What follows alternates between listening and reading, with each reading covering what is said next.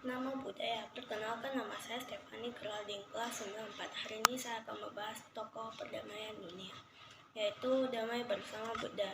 Cerita diawali oleh suku Kolya dan suku Sakya yang bertikai memperebutkan air sungai rohani untuk mengairi ladang mereka. Buddha menghentikan pertengkaran kedua suku itu. Pada saat kedua suku itu sedang menuai hasil ladang mereka, suku Kolya sedang bekerja berkata, apabila air sungai ini dibagi dua, tentu saja tidak cukup untuk mengairi ladang-ladang kita. Sedangkan ladang-ladang kita menggunakan sistem perairan tunggal. Seharusnya kitalah yang menguasai air sungai ini. Dan penduduk suku Sakya menjawabnya, hai kalian, jangan begitu. Ladang-ladang kami juga menggunakan sistem perairan tunggal. Seharusnya kamilah yang memiliki air sungai itu. Pembicaraan kedua suku semakin sengit, sehingga menimbulkan pertikaian itu kepada pemimpin mereka, hingga sampai ke istana raja.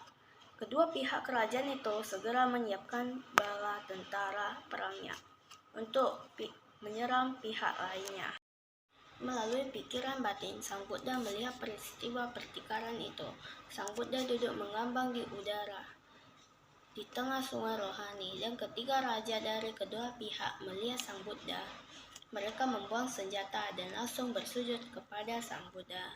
Sang Buddha melakukan pertanyaan jawab kepada kedua pemimpin.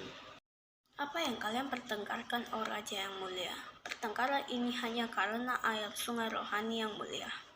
Bukankah hal yang tidak baik dan tidak pantas apabila hanya karena air sungai rohani? Kedua pihak terdiam 1000 bahasa. Sang Buddha berkata lagi, Raja yang mulia, mengapa kalian bertindak seperti ini? Apabila aku tidak ada di sini, sekarang kalian akan bertempur, membuat sungai ini berlimpah darah. Kalian tidak pantas hidup bermusuhan, menuruti hati yang diliputi kebencian, kejahatan, dan keserakahan. Aku telah bebas dari semua itu. Setelah bersabda demikian, Sang Buddha mengucapkan syair-syair ini.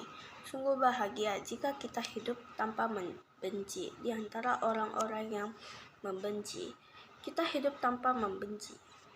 Dhammapada Sukha Paga. Yang pertama, sungguh bahagia jika kita hidup tanpa penyakit di antara orang-orang yang berpenyakitan. Di antara orang-orang yang berpenyakitan, kita hidup tanpa penyakit. Yang kedua, sungguh bahagia jika kita hidup tanpa keserakahan. Di antara orang-orang